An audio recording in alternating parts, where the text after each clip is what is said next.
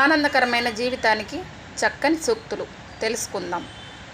క్షమించే గుణం అలవర్చుకోవాలి. ఎవరికి చెడు చేయాలనుకోకూడదు. ఎవరిని మోసం చేయకూడదు. మంచి చేసే గుణం అలవర్చుకోవాలి.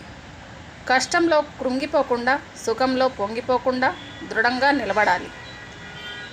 సానుకూల దృక్పథాన్ని అలవర్చుకోవాలి. తెలియకుండా ఎవరిని విమర్శించకూడదు. తాజ్మహల్ని ప్రపంచమంతా చూసినా కానీ దానిని అర్హురాలైన ముంతాజ్ మాత్రం చూడనే లేదు. అందుకే మనిషి ఉన్నప్పుడే ప్రేమించండి, దాన్ని వ్యక్తపరచండి, పోయాక బాధపడే వృధా. కలుపు మొక్క పెరిగినంత త్వరగా తులసి మొక్క పెరగదు.